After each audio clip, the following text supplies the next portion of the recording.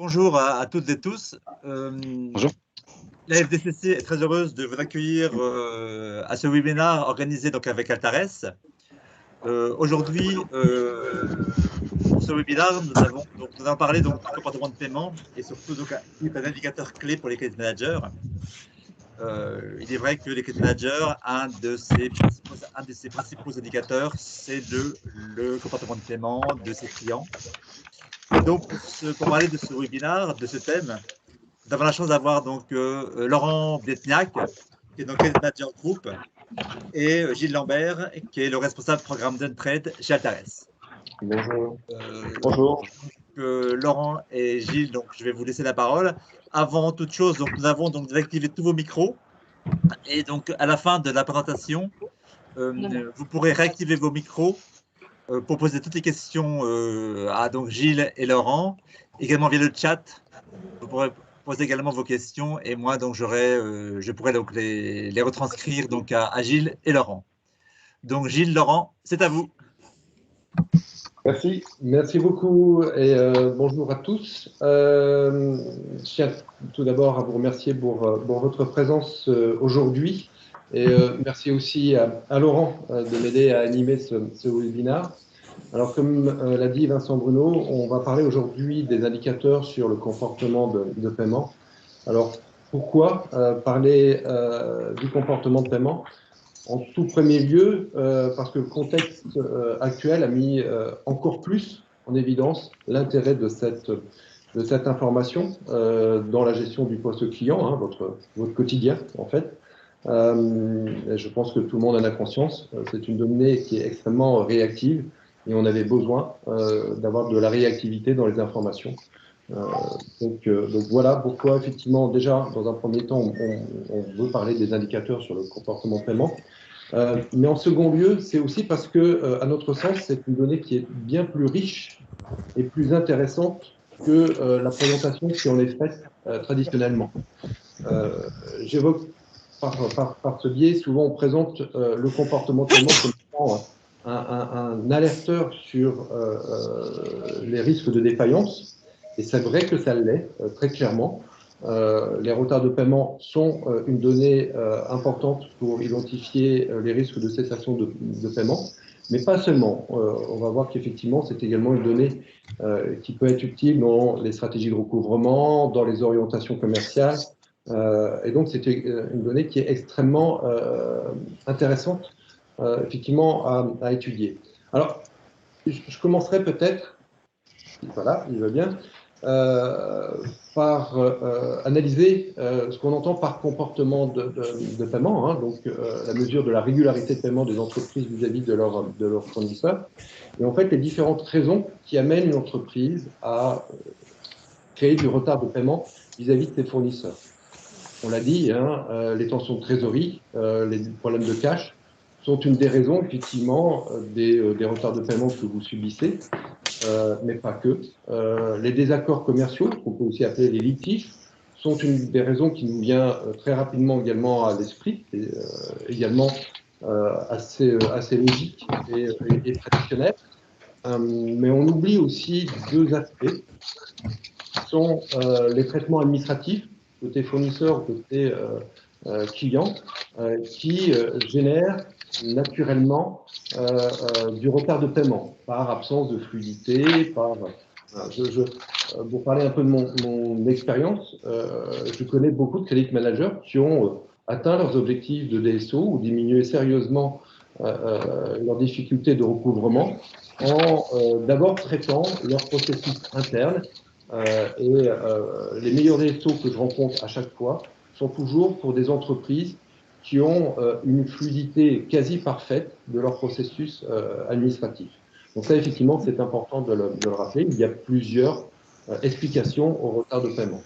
Puis, comme vous voyez, effectivement, on peut ajouter une part d'influence qui est également importante. Alors, j'en ai listé quelques-uns, il y en a probablement d'autres. Le contexte structurel, on sait que certaines professions ont plus de mal en termes de facturation. La facturation est peut-être un peu moins faciles. Je pense souvent au secteur informatique, par exemple. Les habitudes culturelles sont également quelque chose d'assez fort. J'ai eu le plaisir de participer au groupe de travail international de la FDCC qu'anime Éric Latreuil, et on a évoqué effectivement le comportement de paiement dans plusieurs pays. On parle souvent de la rigueur des pays d'Europe du Nord. Elle s'exprime également sur les habitudes de paiement. Et par exemple, un pays comme le Danemark, on constate que les paiements fournisseurs se font 9 fois sur 10 sans aucun retard. Juste un fantasme pour d'autres pays, mais chez eux, c'est effectivement extrêmement important. La conjoncture, je ne vais pas trop y revenir, on connaît le contexte actuel. Ce que j'ai noté sous forme d'attitude, on va dire, le comportement humain. C'est des choses aussi qu'on peut rencontrer. Et puis, les influences qui sont le mode de paiement. Alors, c'est vrai qu'on est de plus en plus à des modes de paiement digitaux. On pourrait aussi évoquer la facture électronique, qui est un des éléments qui va être suivi, en tout cas par Altares, pour voir effectivement quelle est l'influence que ça pourra avoir sur le comportement. Donc, on voit effectivement, il y a bien beaucoup d'explications, beaucoup de raisons au retard de paiement. Le retard de paiement n'a pas toujours la même raison, on sait tous. Encore faut-il effectivement que les indicateurs nous permettent de bien cerner cette partie-là. Et puis, un autre point qui est également intéressant, c'est que qui va effectivement dans le sens de retard de paiement. Les retards de paiement ne sont pas tous égaux. Il y a effectivement une temporalité à prendre en compte, une importance des retards de paiement. Est-ce qu'on peut dire que 10 jours ou 15 jours de retard sont des impayés, comme je l'ai déjà vu dans notre écosystème? À titre personnel, je ne pense pas.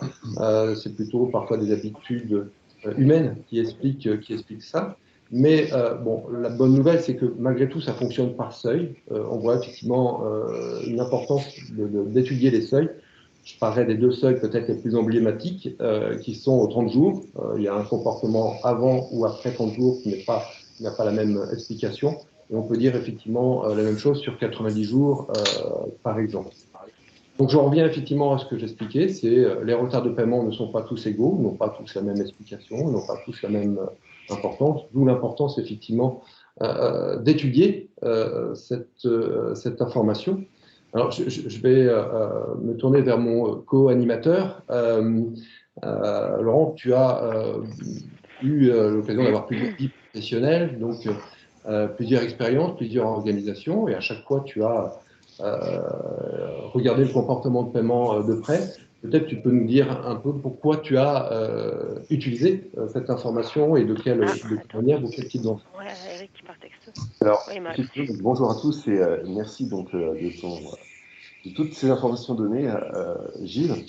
Alors moi, j'ai utilisé, on va dire, l'aspect extrêmement pragmatique de ce genre de données. Pourquoi? Parce que sur nos métiers, l'un des indicateurs majeurs, c'est ni plus ni moins donc la variante du DSO.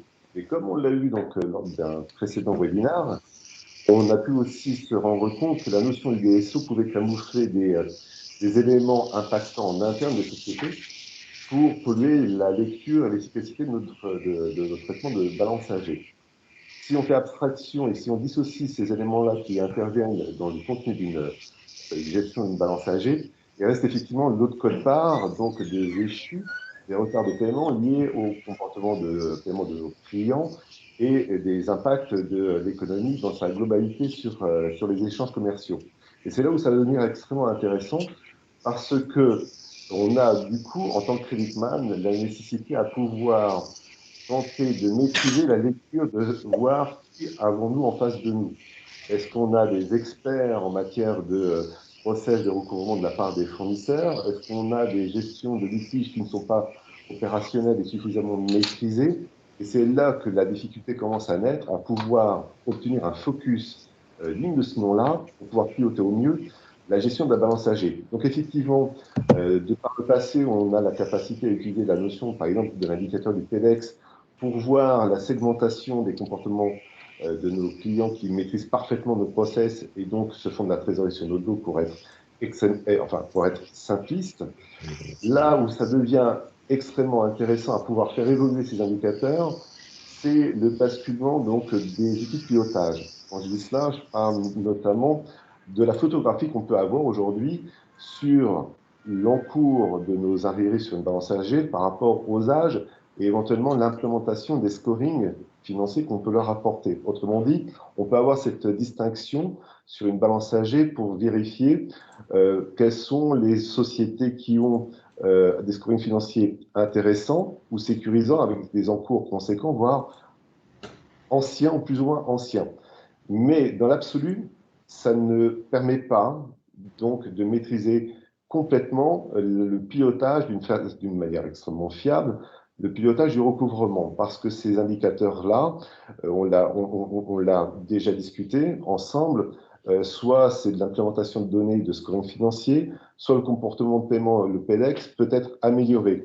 Et c'est là où ça devient intéressant à imaginer, à pouvoir rapporter une nouvelle couche de données de pilotage concernant la qualification de nos clients. Autrement dit, si on est dans cette lecture apte et capable à pouvoir dissocier le client qui a des habitudes de comportement, mais extrêmement personnalisées, avec des délais de paiement qui sont de 30 à 40 jours, ou un autre qui a une particularité à piloter, ou, pardon, non pas piloter, mais qui a une spécificité de paiement au-delà de 90 jours suivant certains encours, ça devient extrêmement intéressant. Et là, du coup, on a une capacité à pouvoir œuvrer davantage sur les notions, par exemple, de process recouvrement, voire même la maîtrise d'ouverture ou de création de compte client sur ces types de profils de clientèle, pardon, à proprement parler. Donc, effectivement, au jour d'aujourd'hui, avec l'actualité, les besoins, la nécessité de prendre des décisions extrêmement rapides, il est nécessaire à faire évoluer ces outils et ces indicateurs.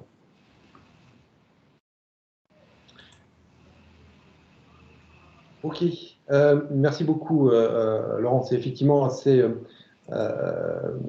clair. On voit effectivement tout l'intérêt de cette information. Alors là, je vais rentrer et je m'en excuse effectivement, sur une partie un peu plus technique. C'est pour que les indicateurs puissent refléter véritablement la situation d'une entreprise.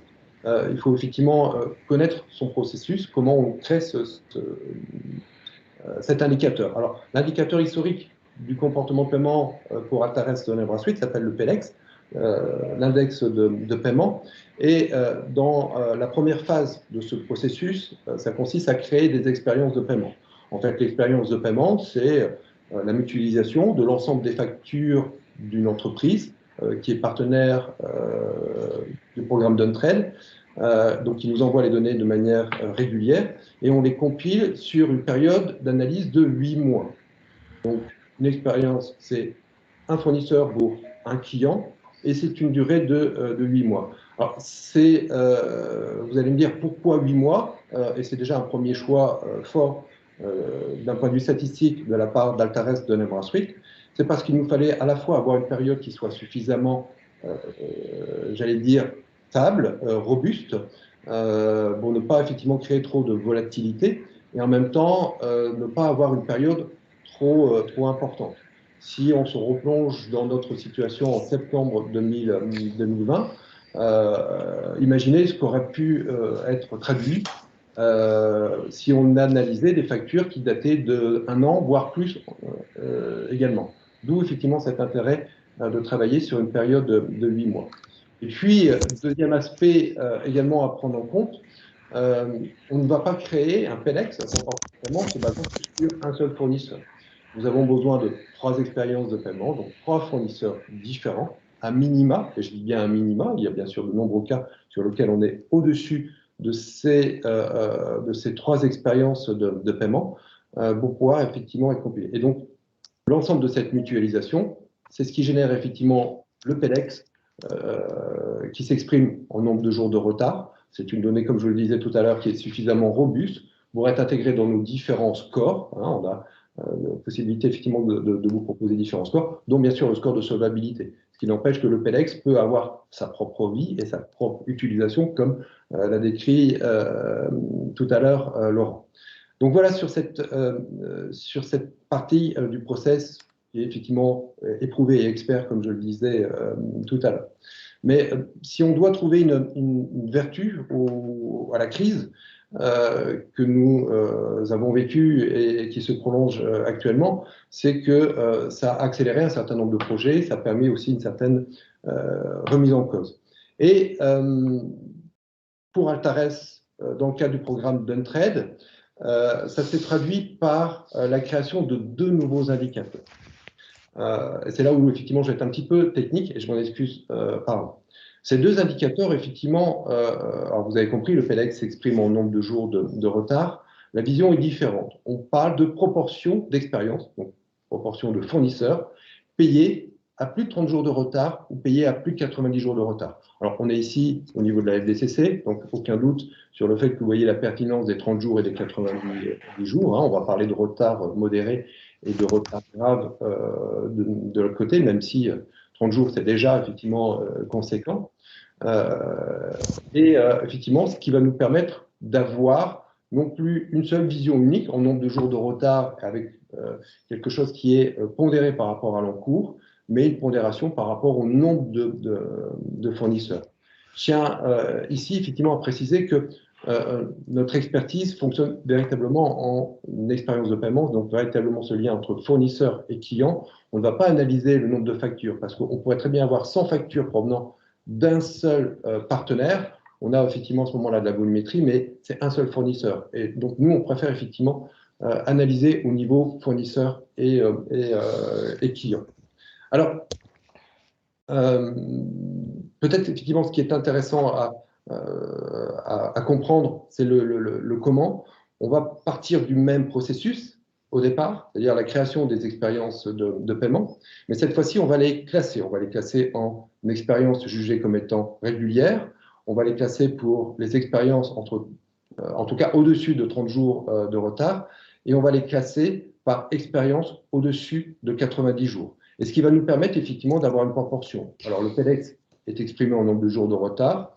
La fréquence des retards va donc être exprimée en pourcentage de fournisseurs payés de manière régulière ou avec un retard conséquent ou un retard grave.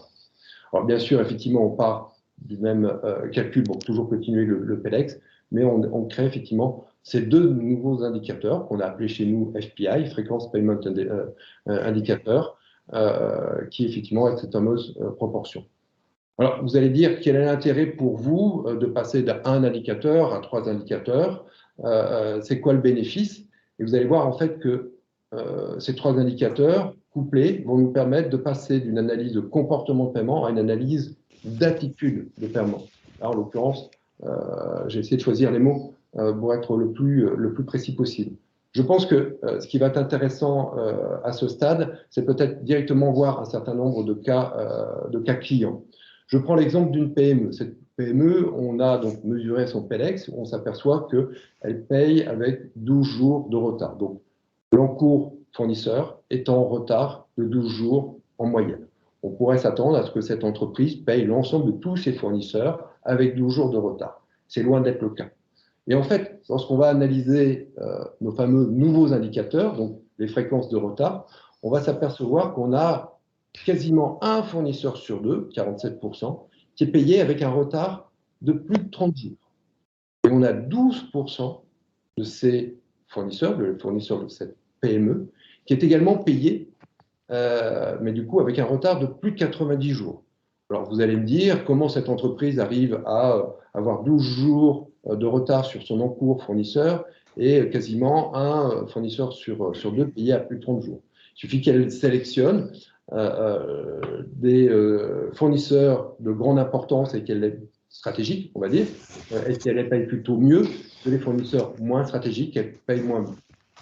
C'est ce que j'exprime là dans ce petit commentaire. Ce qui est intéressant, et c'est pour ça que j'ai pris l'exemple de cette PME, c'est que, et vous le savez, l'information comportementellement est une donnée qui est extrêmement dynamique, réactive, et donc il faut également analyser la tendance. C'est ce que vous présente effectivement cette tendance. Donc là, on s'est intéressé à la tendance de la fréquence des retards à plus de 30 jours. On s'aperçoit qu'il y a ça 2 ans, cette entreprise payait tous ses fournisseurs sans aucun retard et qu'elle s'est dégradée au fur et à mesure du temps pour être quasiment à 1 sur 2 maintenant. J'ai pris cet exemple parce que malheureusement, effectivement, cette PME est tombée en cessation de paiement récemment.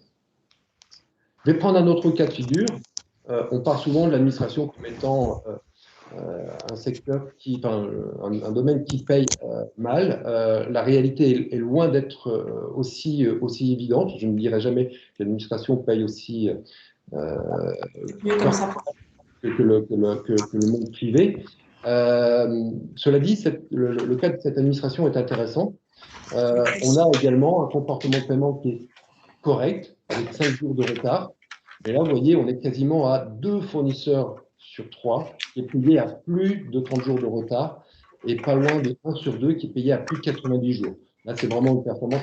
Là, on voit très clairement que cette administration a fait le choix, ou pas, mais en tout cas de payer extrêmement correctement ses fournisseurs les plus stratégiques, les plus importants, et par contre, entre guillemets, laisse un peu tomber les autres fournisseurs peut-être moins stratégiques. Et puis, bon, vous voyez, PME, administration, je vais finir par grande entreprise. Là, on parle d'un fleuron français, international. On voit que son attitude de paiement est assez peu correcte, avec 16 jours de retard. On voit par contre effectivement des fréquences de retard qui sont de l'ordre de 1 tiers pour plus de 30 jours de retard et 16% pour plus de 90 jours de retard. Et il est clair que lorsqu'on analyse effectivement la globalité des expériences de paiement, on voit que de temps en temps on est mal payé, de temps en temps on est bien payé. Mais du coup, effectivement, j'imagine que dans vos processus de recouvrement, dans le cas de cette entreprise, ne vous attendez pas à être payé avec 16 jours, très clairement. C'est plutôt soit vous êtes payé régulièrement, mais si vous êtes payé avec du retard, on aura tendance à vous conseiller effectivement de réagir très vite parce que cette entreprise peut aller jusqu'à 90 jours de retard assez usuellement. D'où l'intérêt effectivement de bien mesurer non plus le comportement de paiement, mais l'attitude de paiement. Je me permets de réinsister sur ce verbatim. Alors, ce que nous démontrent ces premiers cas clients, c'est tout l'intérêt de cette information. On en reste effectivement à une valeur qui est une valeur robuste, qui est le PEDEX, qui effectivement traduit bien les risques de défaillance, qui traduit bien effectivement un certain nombre d'éléments. Mais vous voyez, en fait, on a rajouté une deuxième dimension avec la fréquence des retards, hein, d'où les 2 axes. Et en fait, on va s'apercevoir qu'en combinant ces deux dimensions, on va dire ça comme ça, on arrive effectivement à être beaucoup plus précis et du coup à prendre de meilleures décisions, que ce soit sur la partie crédit, octroi ou sur la partie recouvrement. Lorsque les 2 indicateurs vont aller dans le même sens, la fréquence des retards est plutôt bonne, le PEDEX est plutôt bon, on est encore plus rassuré effectivement sur le contexte de cette entreprise. À l'inverse, si les 2 indicateurs vont tous les 2 dans le mauvais sens, à ce moment-là, ça sera un nombre de cas relativement restreint, mais on sera effectivement extrêmement inquiet et on pourra à ce moment-là prendre des décisions qui sont en adéquation avec le contexte. Et puis on va tomber sur des cas qui seront, j'allais dire, plus atypiques, sur lesquels il y aura une dichotomie entre les 2 informations, et c'est là où effectivement où notre expertise va être intéressante et de mieux comprendre réellement l'attitude de paiement et de pouvoir prendre un certain nombre de décisions beaucoup plus précises, encore une fois, sur l'octroi et sur la partie recouvrement. Alors, à ce stade, je vais à nouveau me tourner vers Laurent. Voilà je vais dire, le principe, le concept. En dehors du concept, quel est un peu ton sentiment par rapport à cette nouvelle dimension? D'une manière assez pragmatique, en fait, l'idée, c'est tenter de pouvoir assimiler, on va dire, cette possibilité de nouvelles données, de nouvelles compilations de données aux besoins propres de la fonction dans les rôles de credit management. En tentant de mettre en forme une utilisation pragmatique de ces données-là, moi, alors, en étant extrêmement humble, je la positionne sous 3 axes par rapport à nos besoins au quotidien. Pour tenter de résumer, on peut envisager de faire l'utilisation de ce genre de nouvelles données sur les aspects relation avec nos contacts assurance-crédit, et je l'expliquerai. Le deuxième point majeur, ça sera l'axe lié au cœur du métier qui est le recouvrement pur, donc dans la fonction de credit management. Et le troisième point, ça sera le relationnel avec les factors pour certains de nos collaborateurs et collaboratrices de la fonction. Alors, quand je parlais initialement sur l'aspect purement échange avec les assureurs crédit, c'est dans l'optique à pouvoir tenter de pondérer ce genre de données, à mettre à profit une forme de négociation en notre faveur de limites d'encours pour défendre le business. Autrement dit, si vos partenaires en matière d'assurance crédit sont en manque de données financières pures, nous, souvent en interne, on crée des formes d'algorithmes pour tenter de créer des limites d'encours accordées.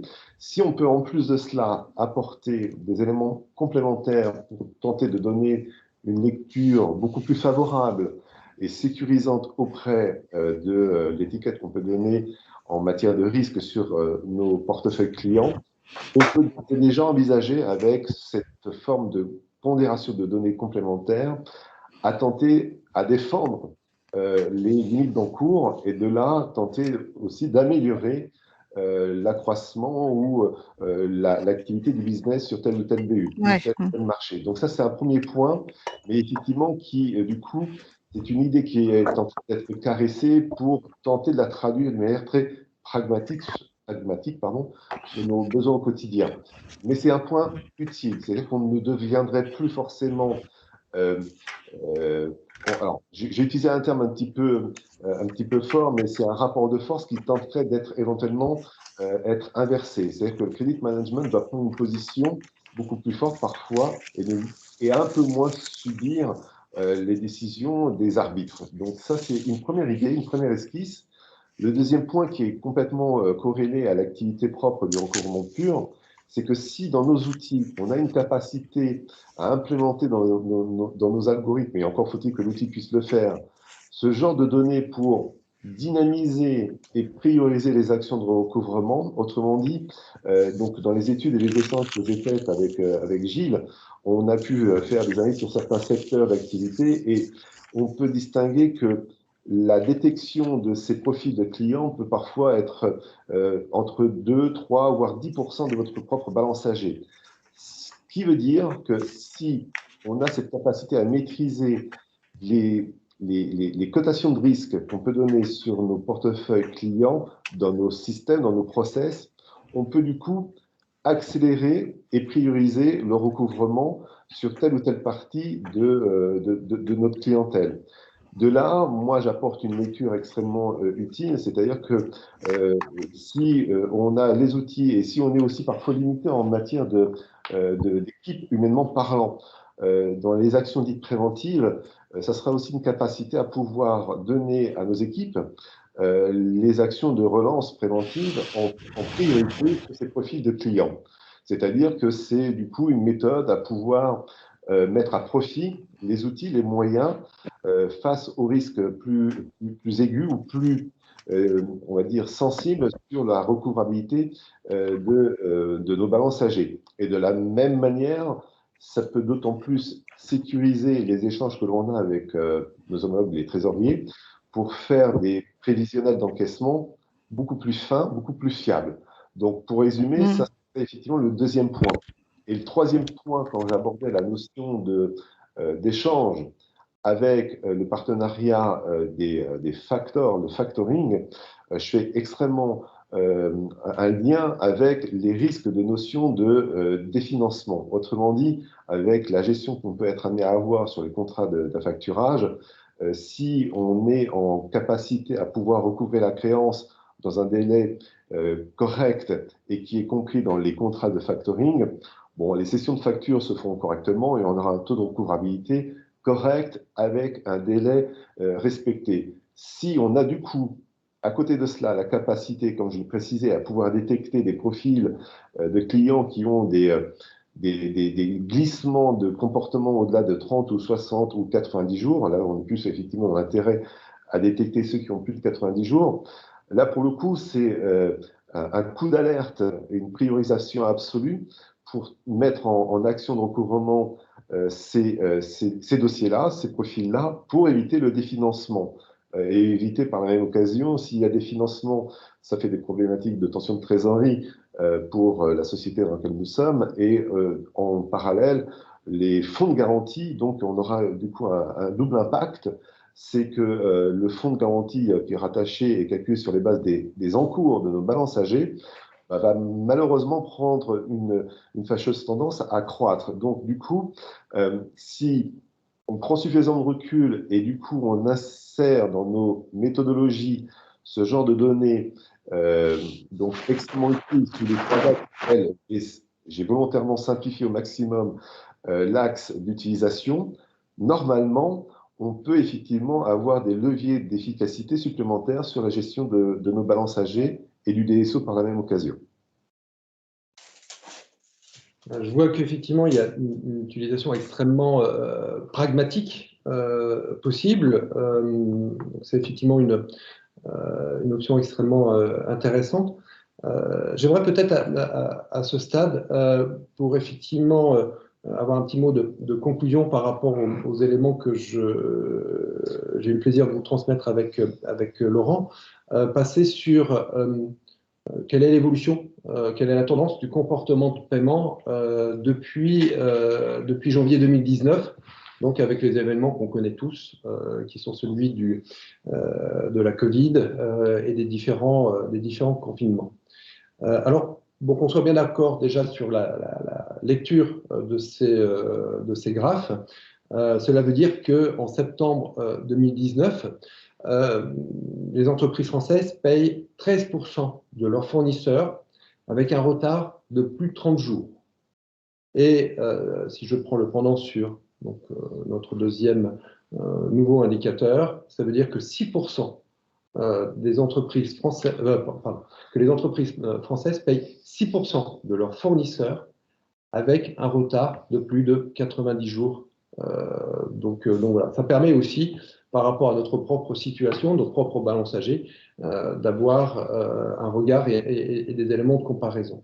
Alors, on connaît la tendance depuis plusieurs années du comportement de paiement. On a plutôt été effectivement vers une amélioration suite aux lois successives et aux impacts qu'ont pu avoir, par exemple, le NEM&CHEM, notamment de la DGCCRF, etc.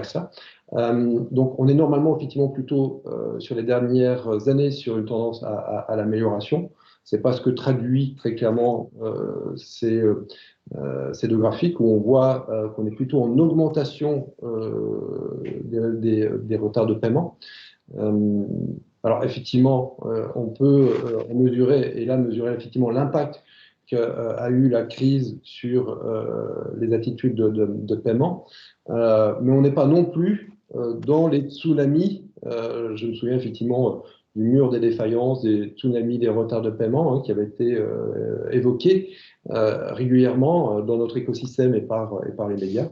Donc, on va être assez équilibré sur l'analyse. Certes, effectivement, on constate bien une dégradation. Cette dégradation est effectivement à pondérer. Elle n'est pas aussi importante que craint, mais elle aurait effectivement, la tendance aurait dû plutôt être vers le bas si on n'était pas passé par ces différents événements. Juste un petit commentaire, on voit aussi que l'année 2019, et on le sait, a été une année difficile d'un point de vue économique. Donc on voit aussi que le comportement de paiement réagit très fortement aux éléments de conjoncture. C'est ce que également la tendance le démontre. Alors, ça c'est effectivement la tendance nationale. Si on regarde au niveau des secteurs d'activité, on constate effectivement, tous ont à peu près la même tendance, mais elle est beaucoup plus forte, bien sûr, malheureusement, pour la restauration et l'hôtellerie. On sait que c'est le secteur qui a été le plus impacté. Il était déjà pas bon payeur avant, et on voit effectivement qu'il a continué à se dégrader. On voit que l'administration est finalement dans une bonne moyenne nationale, c'est ce que je vous avais dit tout à l'heure. Je ne jugerai pas comme mauvais payeur les entreprises publiques. Et on voit que l'industrie est plutôt bien placée. Je fais une petite parenthèse sur l'industrie. On sait qu'en France, effectivement, elle est plutôt bien placée, mais on sait aussi que dans les autres pays, l'industrie ne fait pas partie du meilleur secteur en termes de comportement de paiement. C'est souvent un secteur sur lequel c'est assez dégradé. Donc, c'est intéressant de s'apercevoir qu'en France, on a finalement une industrie qui paye plutôt correctement. Je vais encore me tourner vers mon co-animateur. Laurent, c'est aussi ce que tu as ressenti dans ton quotidien au niveau de ton DSO, ces éléments-là que tu constates? Alors effectivement, donc à la vue de l'activité pro, mais aussi par rapport à la préparation remets les cours parce que c'était intéressant, je pense. À la préparation donc du webinaire, en fait, effectivement, j'avais abordé avec toi l'histoire mais on a tous fantasmé, ou on a tous été débordés sur le fameux mur des faillites qui allait tous nous tétaniser. On était tous amenés à regarder à droite et à gauche, mais comment ça va se produire. Et au final, on a tous attendu un tsunami qui n'a pas forcément eu lieu. Et donc, c'était là où l'intérêt de nos échanges à la préparation, c'est qu'ensuite, on a commencé à faire un zoom sur les tendances de comportement des sites de paiement sur les différents secteurs économiques. Et c'est là où ça a commencé à être pertinent et amusant à voir un petit peu de plus près ce qu'il en était. Pour résumer, en fait, bon, là, on a à la base 3 axes d'activité économique qui ont été mis en exemple. Et ce qu'il faut retenir, c'est que d'un point de vue logique, même si en début d'année, il y avait effectivement des accroissements donc, de retard de paiement, il était normal de pouvoir ensuite vérifier qu'à partir du milieu de l'année, la tendance à l'amélioration était réelle, concrète, et ça permettait de sécuriser l'encours global d'une structure quelle qu'elle soit. Là où du coup on a commencé à réfléchir, c'est là où moi j'ai commencé à titiller intellectuellement, c'est ok, on n'a pas le mur de faillite qu'on attendait, mais si on regarde bien les exemples qu'on a pu analyser, c'est que même si on a pu déceler des améliorations attendues sur la lecture normale d'une courbe d'une balance âgée sur tel ou tel secteur, ce qui était étonnant, c'est qu'à partir de 3-4 mois après, on pouvait revérifier un accroissement des échus, mais cela pouvait largement dépasser, et de loin, la notion donc des repères de dégradation habituels. Autrement dit, on a pu mettre en évidence, et là bon, l'exemple majeur c'était l'hôtellerie, mais c'est vérifiable dans d'autres domaines avec des variantes différentes, c'est que certes, on n'a pas des faillites qui se sont concrétisées, mais on a un stock de vieilles créances qui sont en train d'être planquées sous les tapis, et ça fait grossir grosso modo la volumétrie des risques. Et c'est là où du coup, la lecture et l'utilisation des données auxquelles on fait allusion aujourd'hui, à mon sens en tout cas, peut avoir un intérêt extrêmement crucial et stratégique. Pourquoi? Parce que là, sur certains cas, on va avoir 2% de dégradation. Parfois, ça sera bien plus conséquent. Et on a tout intérêt à surveiller comme le lait sur le feu ce genre de données, parce qu'aujourd'hui, on a, j'ai presque envie de dire, la possibilité de ne pas avoir traité 200% de faillite de nos portefeuilles clients, mais on va dire presque soulagé. Mais quid de l'activité quand l'ensemble des créances vont faire l'objet, je prends un exemple très concret, de procédures qui vont être enclenchées. Parce que là, on est dans une zone presque de non-droit ou de no man's land où les choses sont, à mes yeux en tout cas, c'est mon propre opinion, sont pour le coup tranquilles. Que va-t-il se passer si tout d'un coup, l'ensemble des créances font l'objet d'une manière systémique de déclaration, par exemple, auprès des institutions de paiement, auprès des assureurs crédit?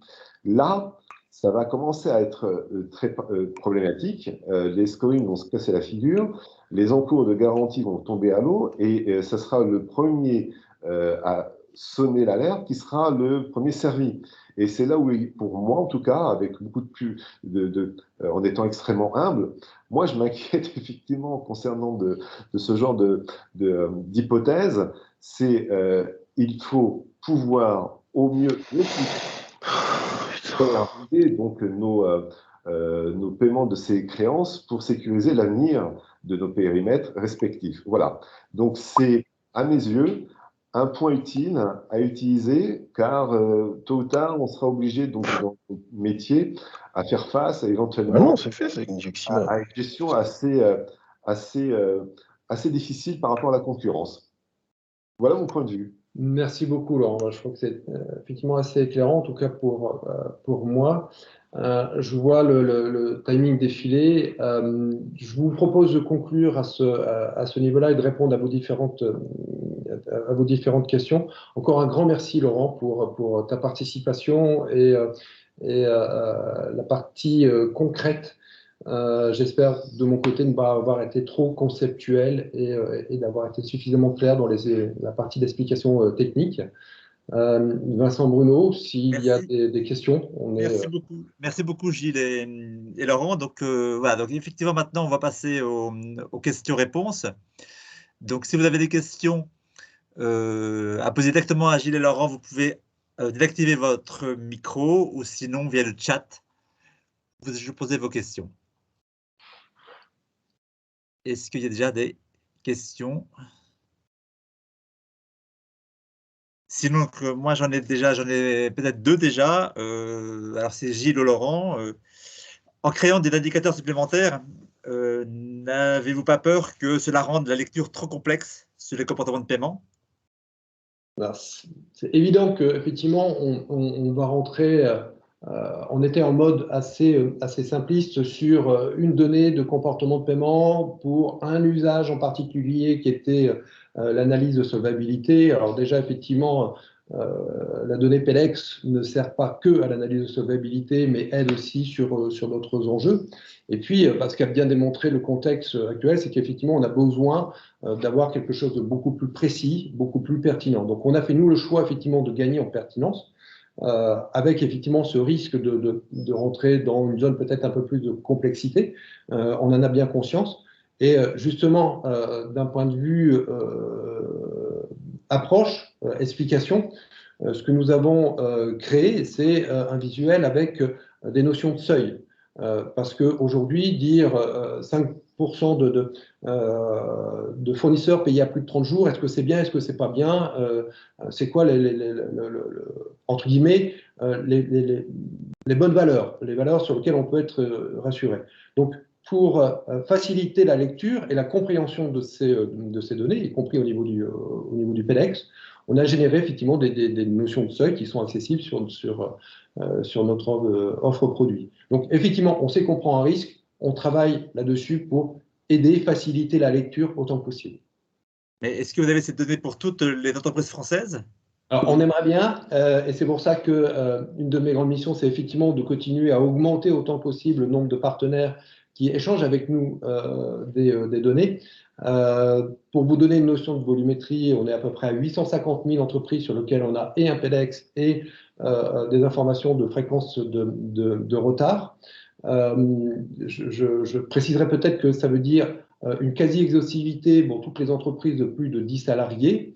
Et puis surtout, on a des mesures, vous imaginez bien, de pertinence de notre information par rapport aux interrogations qui sont faites par nos clients.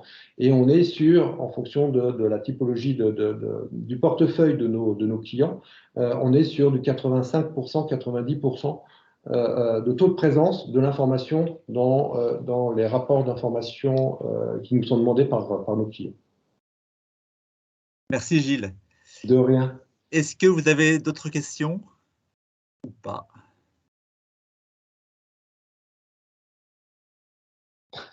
Non, j'ai pas l'impression qu'il y a des questions. Je crains qu'on ait pu endormir un peu tout le monde. Peut-être, mais bon. Non, c'était très intéressant, votre présentation. Donc, s'il n'y a pas de questions, donc, merci beaucoup, Laurent et Gilles. Merci. Merci à vous. Pour votre intervention. Et puis, nous vous souhaitons donc une bonne journée. Et puis, à très bientôt pour de prochains webinaires. À très bientôt. À très bientôt. Merci beaucoup.